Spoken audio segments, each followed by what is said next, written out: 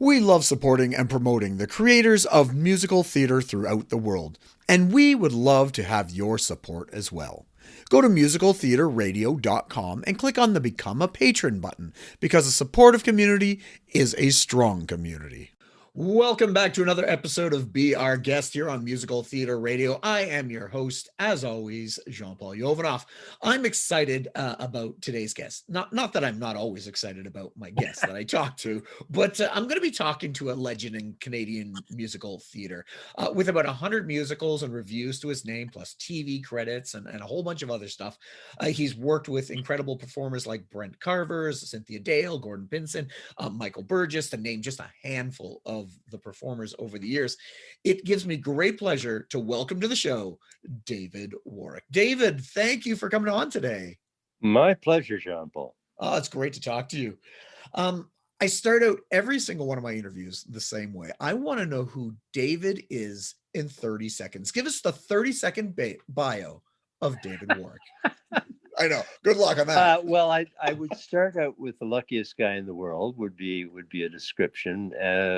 I just feel like my whole life and my career has been just kind of happening to be in the right place at the right time and taking the situation for what it is. So I love being a part of showbiz and the arts, and it's always given me great pleasure to be able to contribute.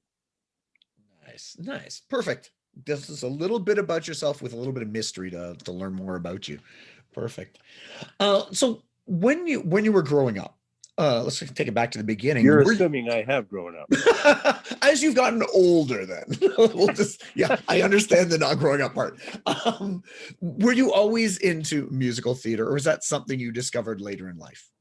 Well, my training when I was a kid was basically, on the piano and singing, mm-hmm. and then at a certain point, when I got into high school, my high school teacher kind of got me involved in a couple of years of theater there.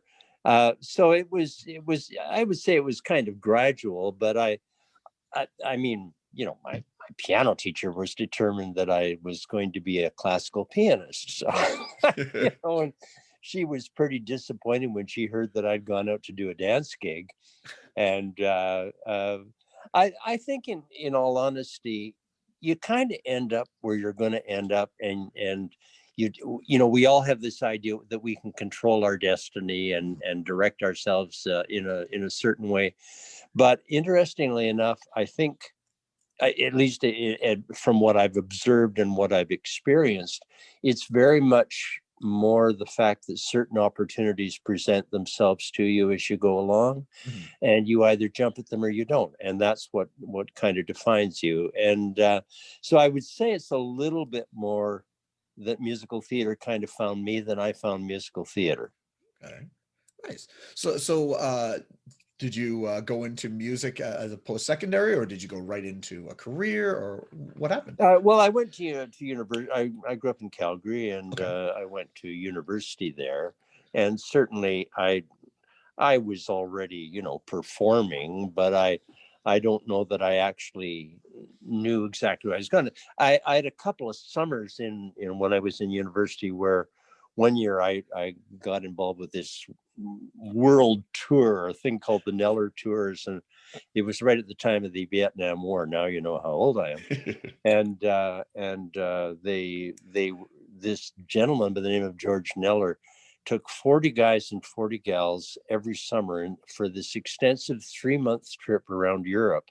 Wow. Well, of course, they couldn't get enough men because the young men were already, in the war. Yeah. So they put out a couple of scholarships in Canada, and obviously by cheating, I got one of them.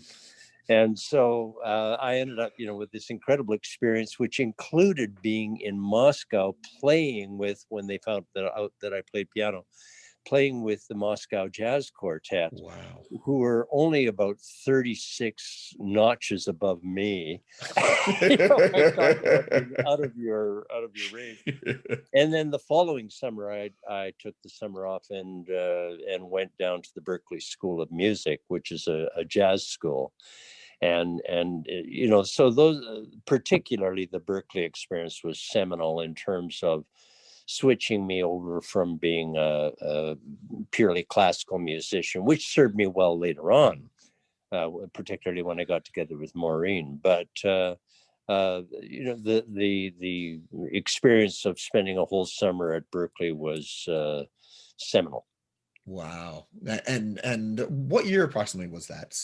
1966 was the year that I was down there. Okay, that was the summer that I was down there. Wow, being down in Berklee in that time must have been, well, looking back we on had it. a whole day. We had one whole day with Dave Brubeck, and of course he, you know, was, I suppose, most famous for Take Five, If You Are a Jazz Aficionado. Mm-hmm. And we did not do anything in 4/4, 3/4, 2/4, 6/8 that day. We simply dealt with other rhythms, and many years ago, or many years after that, I did with the Elora Singers an oratorio of Dave's, and there's a part of it which is not actually written out, it's suggested, but I know that a lot of people had trouble with that part, so I bothered to write it all out and send it back to him and say, use this, no charge, needless to say, just as a thank you for that incredible day that you gave us way back then at Berklee. Wow. So you were down in Berklee, and you're down there. When did you come back and start working? Well, I came back for my final year of university. Okay. So what I did was I piled as much as I could into that summer. I would literally be waking up my fellow students and having them swear at me at 4 o'clock in the morning and saying, I got to get this recorded. I got to get this recorded. And I know we've got classes, but we got to get this done before that. Yeah. I just made myself really annoying. And, but it was the first time that I'd had the opportunity to write for not only a set of musicians, but a set of unbelievably talented musicians who could play anything that I wrote in front of them. I do remember one time when a guy in the front row in the sax section threw the music at me, which I thought was rather dramatic. And I said, is there a problem? He said, I can play anything that's put in front of me, but it better damn well be well written. And I said, well, am I, doing the wrong chords? What? He said, no, I can't read your writing. And I mean, I've for most of those times prior to computers, you had a copyist. Of course, I didn't have a copyist down in Berklee. So I did learn to make it as neat as possible. It wasn't with like the copyists I worked with in later years, but at least it was neat enough that they could follow it. So back in Calgary in the late 60s, what was the theater scene like there? When you got into it? Well, the only theater that I really did there was I did a couple of productions for Theater Calgary, and I was just a kid. So I did do a production of with them where I actually had I was part of the chorus, and I ended up doing a little bit of piano playing on stage with it. But the combination of that in high school and then getting into university and being a bit involved with the theater there, the last year that I was at university, I did produce a show that I wrote for university. So I obviously had some idea that was the direction I might be going, but I came basically to Toronto to get my master's, and it wasn't so much a question of thinking that I was going to be there. I kind of assumed I'd be going back to Calgary once my university was over. Nice. And then in 1972, you started Warrack Productions. So what was the catalyst to start that? Well, I had been touring with with a rock and roll group. And we had a great time going into all the dirtiest and most terrible. And those were, of course, the days of the B3 and the Leslie speaker. And every single club was up on the second floor, and you know, you had to haul the B3 and you had to haul the Leslie speaker up those stairs. It was quite a time. And there may have been alcohol involved at some point along there. I'd have to go back and think about it. But it was when I got back to Toronto at one point, I went in, when I was in university, when I was taking my master's, I did end up I did end up for a few weeks playing for a show called You Blow Yours and I'll Blow Mine. Lovely title. Yeah. And it was at the theater in the Dell. And it wasn't a particularly successful show. As a matter of fact, I kind of sat there at the piano thinking, my God, I could write something better than this. But it was a great introduction. And so when I got off the road at one point, I went in to visit Bill De Laurentiis at the theater in the Dell, just to say hi, because I really enjoyed his company.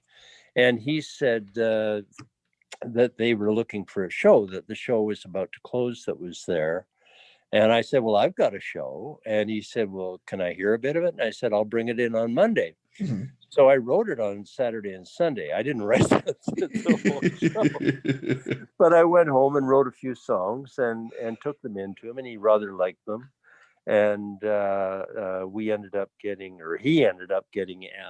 the brilliant Alan Lund as our director. Nice. You can't do any better than that. He was the guy that started the Charlottetown Festival. He was the guy that was Mr. Musical Theater in those days. Mm-hmm. So that was a real coup. And we got brilliant performers, Connie Martin and Doug Chamberlain and Keith Hampshire.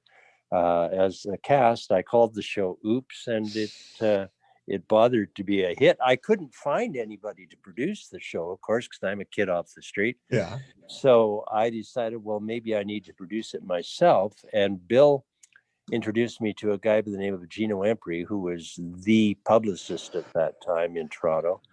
I could go on for about 3 hours about Gino Empri, but Gino then introduced me to a gentleman by the name of Ed Mirbish, and Ed became like a mentor for me from that point on.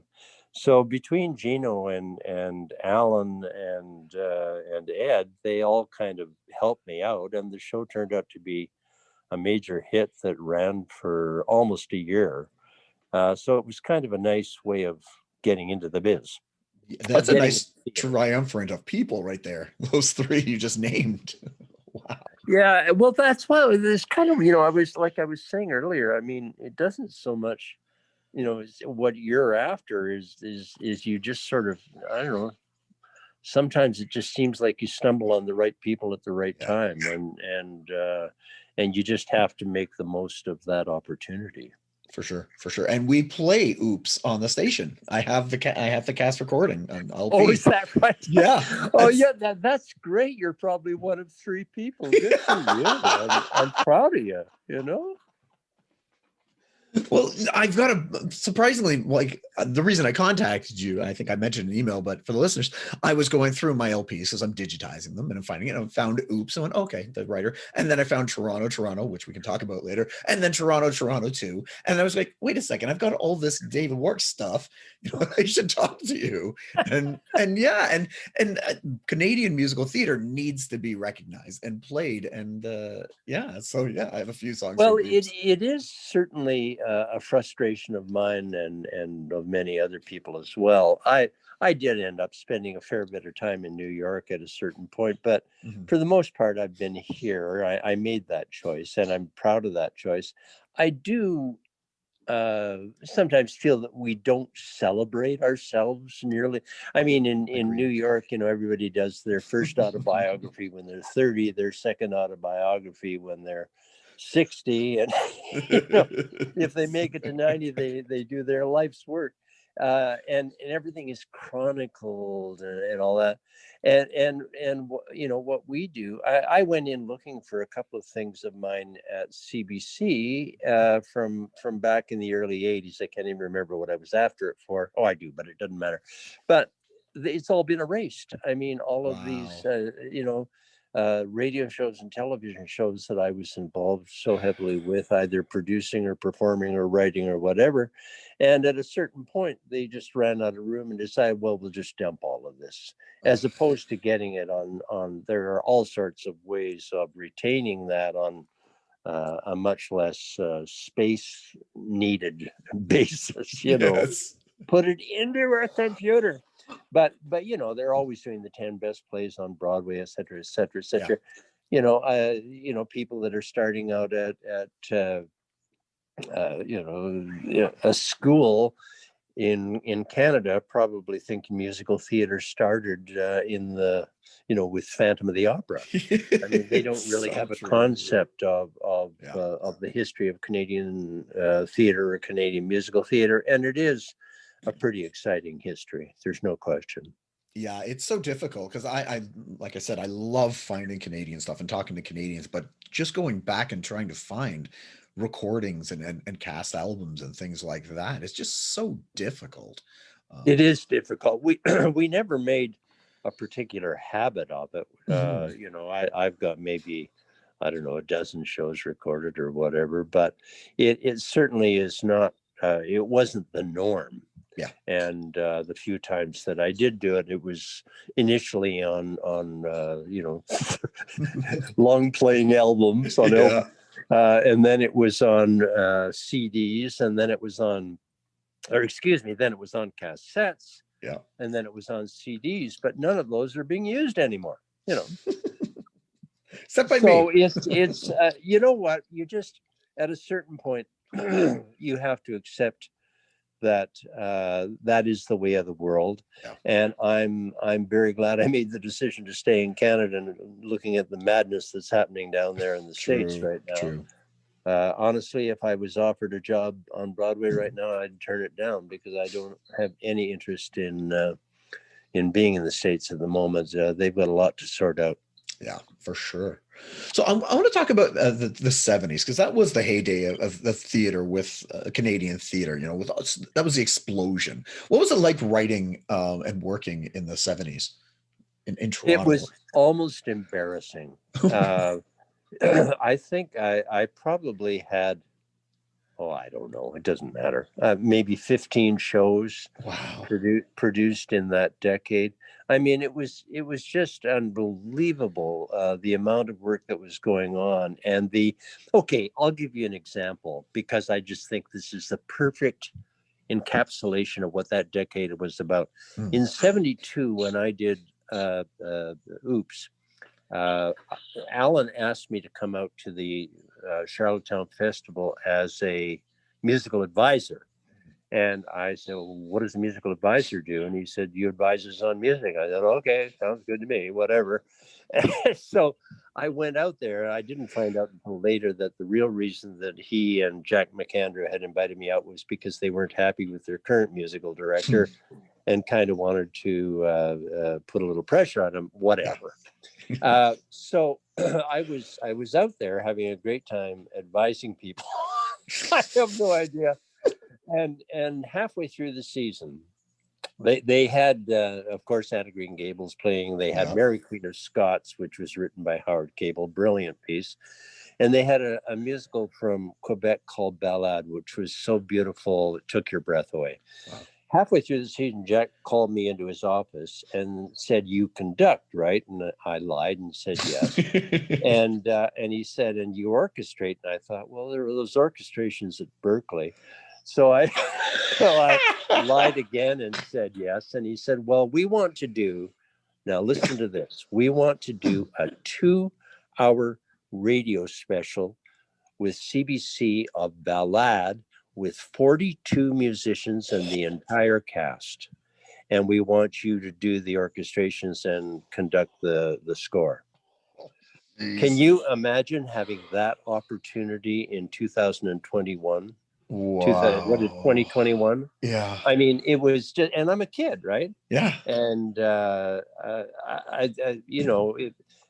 just the fact that, forget about the fact that I was lucky enough to be the guy they asked, but the fact that that opportunity existed to have a 2-hour radio special with 42 of the top musicians. We recorded it that fall in Toronto.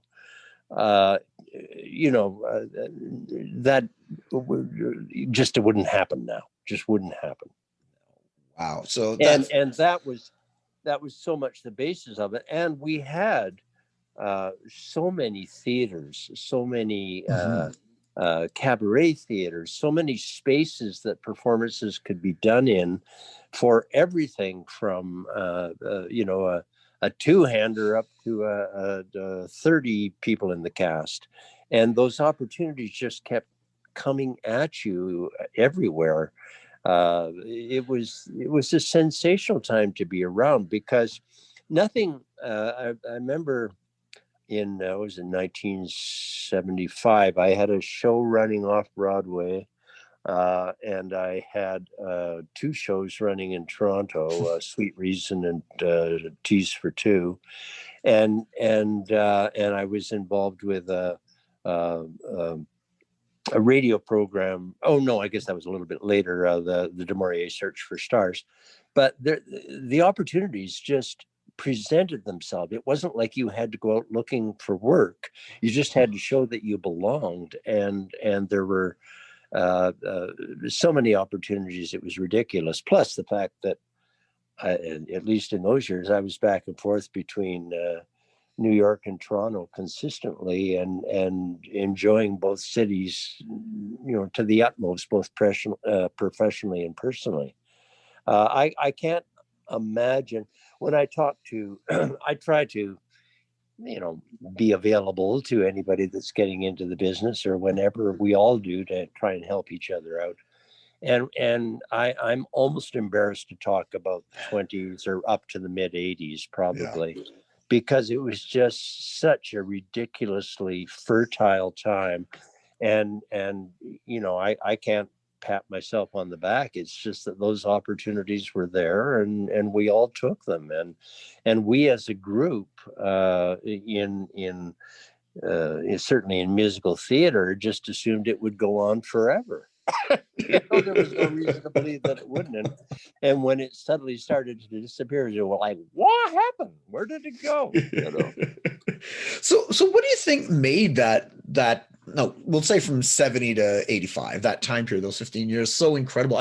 From what I remember, there was government subsidies for theater to the arts in the 70s. They were trying to promote it. But what do you think? What other thing do you think contributed to making it so robust? I think part of what contributed was something that seemed very positive at the time, was when the mega musicals, the big mega musicals came in, and were a huge hit in Toronto, as they were anywhere else. But those were all American musicals, the Phantom and Cats, and there was very little Canadian. I mean, the Canadians were involved in the orchestra and in the performance of them, but there wasn't. I think somewhere along there, the smaller places kind of went away, and we just didn't have as many opportunities. They were still there to some degree, but I don't think there's much question. Brilliant as those shows were, I mean, they were utterly brilliant, ran forever, and employed so many fabulous musicians and performers in the city. So God bless that, and God bless the continuation of that. I think it's a little bit of that. I kind of moved a little bit away from the theater scene, much as I kept writing. Those were the years from 85 to 2000 were the years that I toured with Maureen Forrester and Michael Burgess and Jeff Hislop, blah blah blah, so I was probably as much in the concert world as I was in the in the theater world at that time. So I was able to sort of weather the storm. I did get down to New York. I did a musical on Broadway called Shenandoah that we started here in Toronto and then moved down there. But I was doing more, quite honestly, more concert work than theater in those years. So I didn't particularly get involved with the bigger shows, just because I preferred the world of more things that were created here, especially since I was one of the people that was creating them. Well, let's actually delve into that. In I think it was 1980, you wrote Toronto. And now let me clarify. I didn't write. Oh no, that's right. You worked on Toronto. Yeah, a lot of people want to give me that, and I always say, well, if I wrote it, I'd sure like the royalties. But I actually, what happened, I came back from having done a show at the Banff Center that I had written, and that Howard Cable was the musical director for, and I got a couple. Mark Schechter and Chuck Weir got in touch with me, and they said that they had a show. What the heck was it called? Oh my goodness, it was a terrible title. Anyway, they played me some of the music from the show, and I said, wow, I think this would be great fun. And I yet again got in touch with my friend Bill De Laurentiis at the Dell, and it happened to be available. So we cast the show, Billy Newton Davis, Elias Saru, and Jody Glasman, and went into rehearsal in September for an October opening, October 6th, I remember. And the damn thing ran for 3.5 years. And then Toronto 2, which followed it up, was another, I guess, 2 years on top of that. So it was quite a run. I mean, well, 1981 is a year that sticks out for me. I had half a dozen shows running in Toronto at that time. Can you imagine even trying to do that now? You wouldn't have half a dozen shows. You wouldn't have half a dozen places to put the shows. Yeah. Wow. Where did it run in Toronto? Toronto. What theater was that in? That was in the theater in the Dell. Oh, okay. Yeah, and Toronto 2 followed it in the theater in the Dell. So they ran from 1981 through 1980 through 1985. Wow. And but it was it was quite a time, and I mean, so the 70s did get pushed up into the 80s. There's no question about that. I mean, they there were a lot of shows in a lot of different theaters, but it was starting to die off. No question about that. So from, let's say, 1985 on for a while, what happened? What did you do? Well, I happened to I got involved with the Limelight Dinner Theater. I was in and out of there for probably 5 or 6 years, which was, you could do moderate singing. We did some fairly large productions in there. We did some great productions. We did Chorus Line in there, which I had been involved with the workshop of Chorus Line when I was in New York. And we ended up doing it in there. We did Sophisticated Ladies, a number of pretty large shows. We did Cabaret. So, that there was certainly, they were running all through that period. But I think a lot of the cabarets started to die on us at that time. And the theaters were, they were doing the best that they could, but it was, I don't, there's nothing I can particularly ascribe it to other than the fact that it was awfully tough, or it was getting tougher to sell a Canadian show at that time, when prior to that, there was a period when that's what everybody wanted. Yeah. There was I'd have to go back and check, and I don't know, honestly, know off the top of my head. There was something like 8 years in that period where we either had, I say we being Warrack Productions, we either had a show that started at the Muskoka Festival and came down to Toronto, or started in Toronto and went up to the Muskoka Festival. And that was all due to a wonderful man by the name of Michael Ayub, who was very, very dedicated to original shows, original Canadian shows, and stayed that way for many years. Very, very nice. So you were working in the 90s and the 2000s. I want to talk about Rob Roy. The musical. That how was that? Because I know that when I first heard about it was when it was going to the Edinburgh Festival. Well, it was one of the best experiences of my life and one of the worst experiences of my life. Which is, that can happen. In 2006, let's go back. In 2005, I was in Scotland visiting my daughter because she was on exchange from Queen's University in Edinburgh. And so I went over to visit her, and we toured around. We rented a car, and they put the steering wheel on our car on the wrong side. I'm telling you, that was unfair. How could they? But we did a great. She got some time off, and we did a great tour of Scotland because my father's family came over from Scotland, and so we went up to Aberdeen, and sort of did a little bit of homestead searching. And then we got down into Rob Roy territory and went to the where he was buried and the whole bit.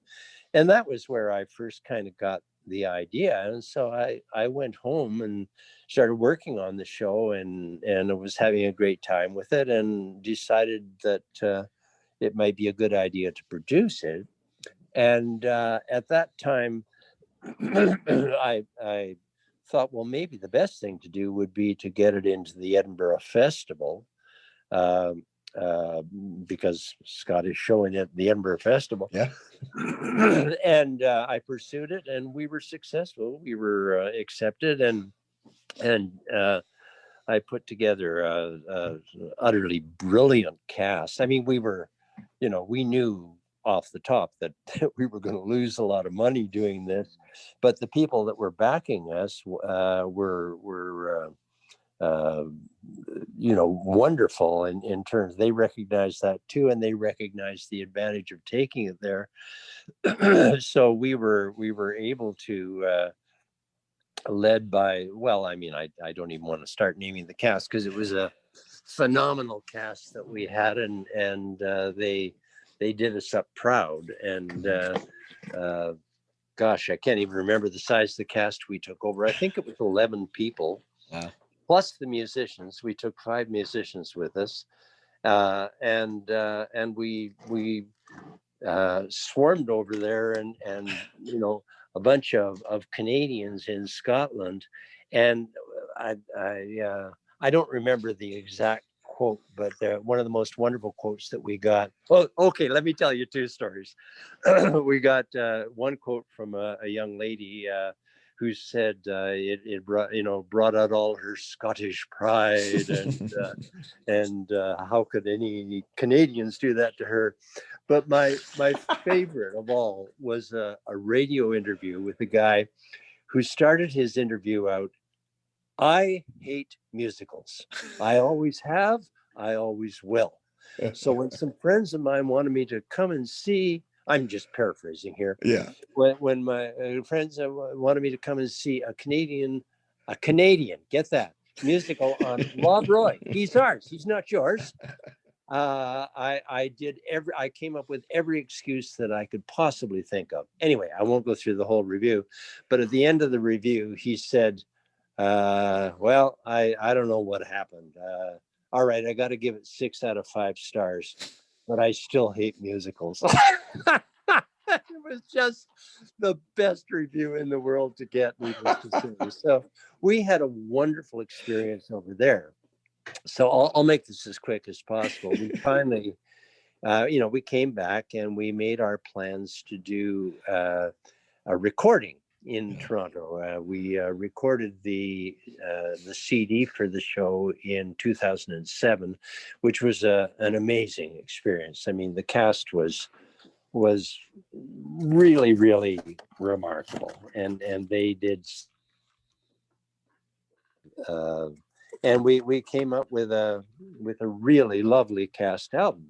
Well, then of course we have to do a production. So yeah, we planned a production for 2008, and we were going to take it into. Well, actually, I lie. We had reserved the Elgin Theatre to do a production in 2009, and in just prior to that, we were taking it down to Chicago for. I believe it was a 6-week run. I don't know exactly, but I got Len Cariou, brilliant Len Cariou, to be our director. And we had, everything could not have been, we had an incredibly exciting preview where 3 or 4 of the cast came with us down to Chicago, and we had a huge press conference down there. Seats were selling incredibly well. Everything was on the way to go, on its way. And we raised $3 million to do it in Toronto. When you're raising money for a show, you get a down payment, and then the balance comes in just before you start rehearsals, which is when you're serious. All of your deposits have to be made to the unions, all that kind of thing. Yeah. So we gathered at my lovely office at Bay and Bloor, and it was myself and Len and Pat McKenna, our general manager, and we were waiting for the gentleman who had raised all the money to come in with the big checks. There were 4 checks of around $500,000 each. Wow. And we'd already cleared it with the banks. We were going to take it in, and then we get our deposits down at the various unions. And I had a big production meeting that morning, and then I came in to get these and get it underway. And then the following week was when we started rehearsal. Mm-hmm. And the 4 men who had committed $500,000 each, every single one of them reneged, because that was, as you may recall, was falling apart financially. And they didn't know whether they were at the beginning or at the end of it, and they didn't want to commit. And I said, well, I've got your name I've got your signature on a piece of paper here. And every single one of them said, sue me. Well, of course, when you've got their kind of money, we can't match that. Yeah. And there was nothing that I could do. And just to put it in perspective, one of the gentlemen that reneged on us, his particular investment was $450,000. That year, 2008, he cleared not his total worth, but he cleared that year for himself $450 million. So for him to turn us down, wow. It was, and I scrambled. I did everything that I possibly could, and there was nothing I could do. We were dead in the water, and it was a horrid experience. And the show, of course, has never been produced, and what a shame. But yeah. What do you do? Theater is. I mean, I know other people have gone through their horror stories in the business, and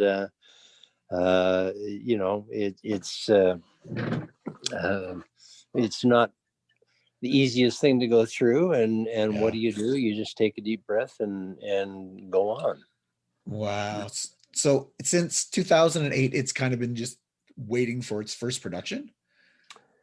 Well, for the longest time, I I've never pushed it because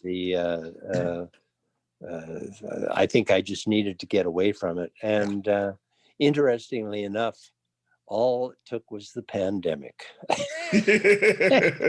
I've had 3 companies that have got in touch with Wow. me, asking about Rob Roy, and it's the strangest thing in the world. That was 12 years ago, and it's 11 years, whatever. Yeah. But I was not pushing this particular show, and somebody had seen it on somebody's site. I don't know how it happened, but we shall see. But it's intriguing. Wow. You never know, right? That's the thing. Theater is so finicky, and well, when you're dealing with a subject matter that's 300 years old, it's not quite as urgent to get it on. Well, if you add some social media into it, maybe Rob Roy goes on his cell phone and texts something, maybe update it that way, right?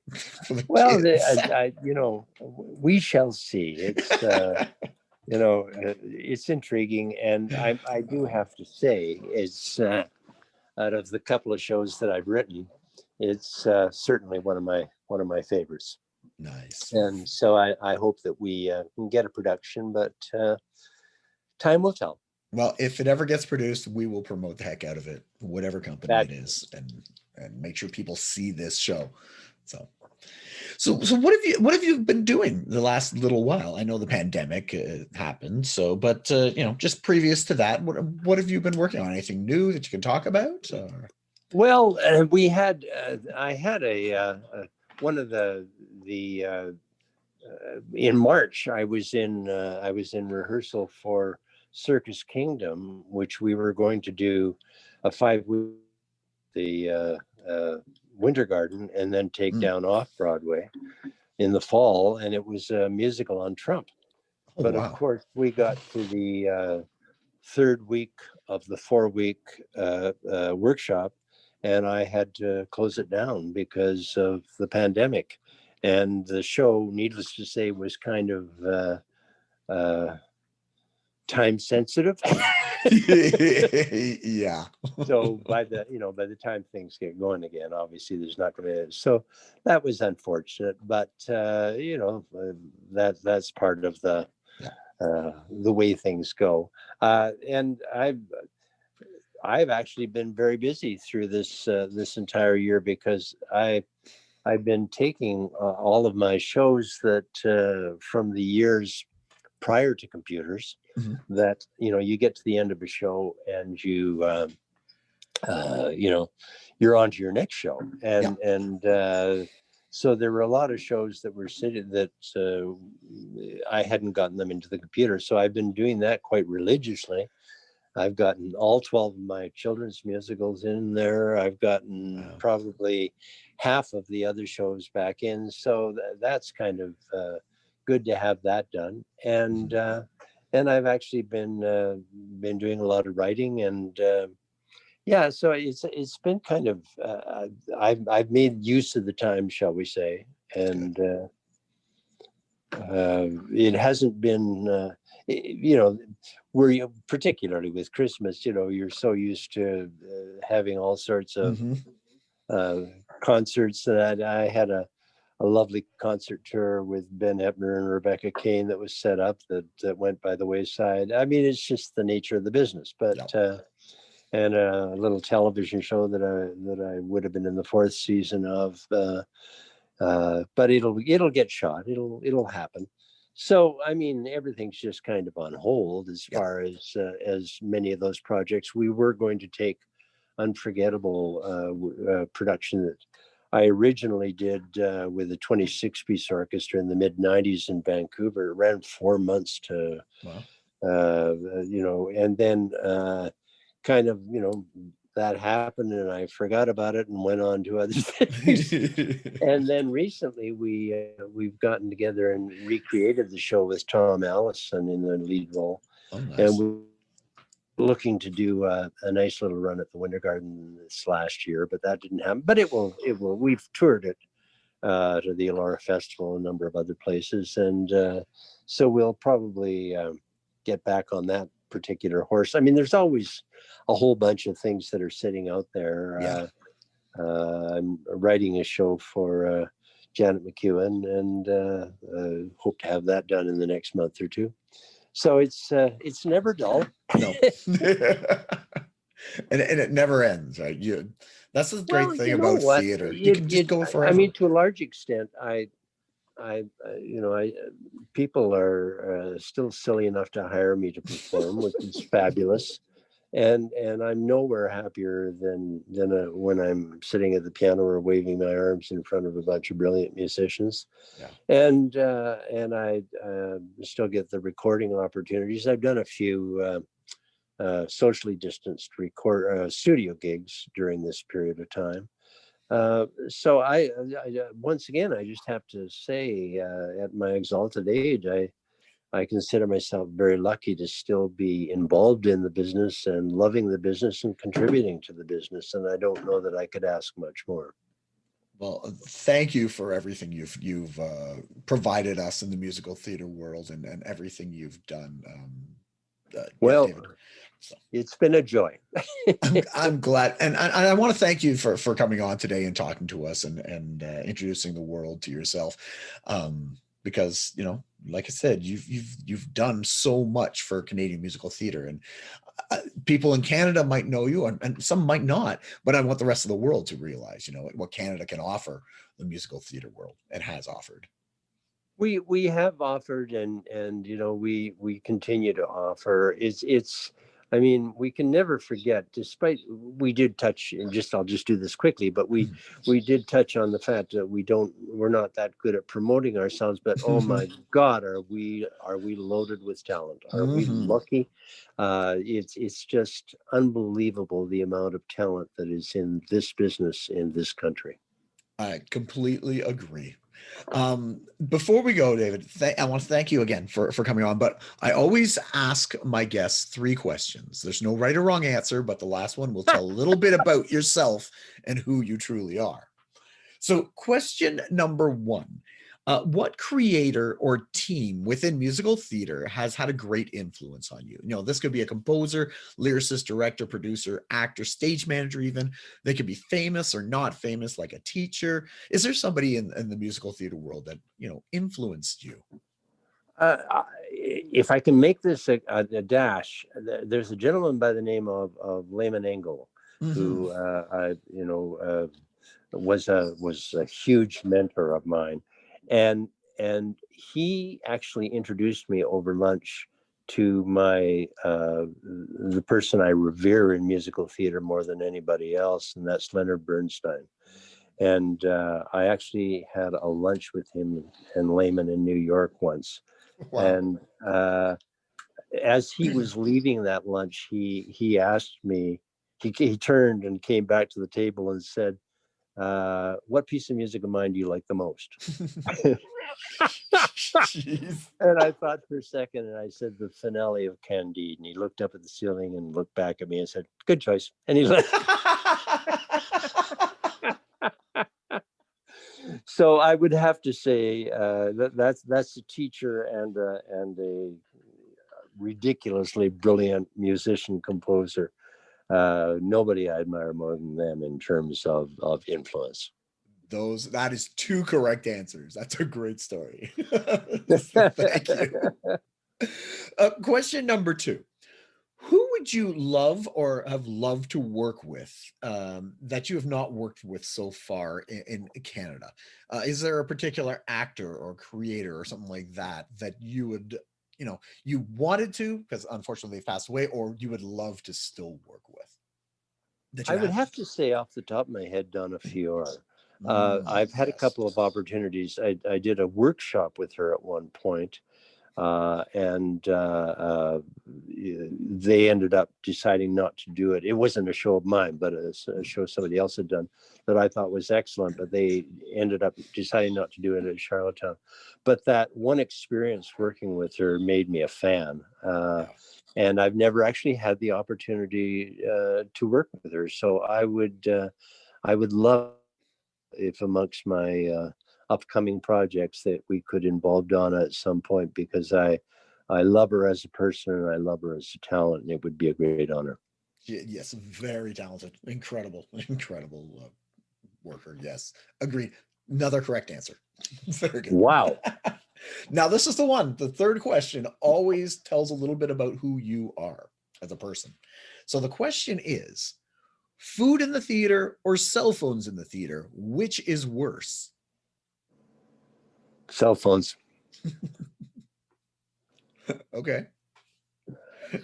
Any particular reason why cell phones over food? Well, food is pretty annoying. I don't know who started that, where people could actually bring it in, but the fact is that the lights do go off when you're on stage, and so you don't have to look at the meeting. But when you hear this beep out in the audience, oh my God, it's crazy. I also and cell phone etiquette, unfortunately, is still not taught in schools. No, it's not. That's weird. I know, you would think, but then again, they have their cell phones in their hands all the time anyways, and they're probably taking notes on the cell phone, so you wouldn't understand it. I also would have accepted both are terrible and should be banished, but I couldn't agree more. Yeah, seriously. Well, I look on a theater, I look on a concert hall, I look on an exhibit. These are cathedrals. Yes, and they should be treated as such. And I don't understand. It is such an honor to be sitting in the audience, or indeed to be on the stage in one of these edifices. Those are all the correct answers. Just to give you a heads up. So thank you. I don't think I've ever gone 3 for 3 before. Technically, I think you went 4 for 3 because I went 4 for 3. Yeah, but if you have burst line and angles in the same question, that's an extra point for sure. There you go. So again, David, thank you so much for coming on and talking to us today and telling us a little bit about yourself. John. That's awesome. So we were just speaking with David Warrack, legend in Canadian musical theater.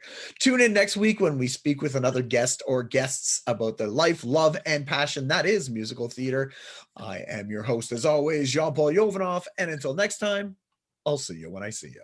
We love supporting and promoting the creators of musical theater throughout the world, and we would love to have your support as well. Go to musicaltheaterradio.com and click on the Become a Patron button, because a supportive community is a strong community.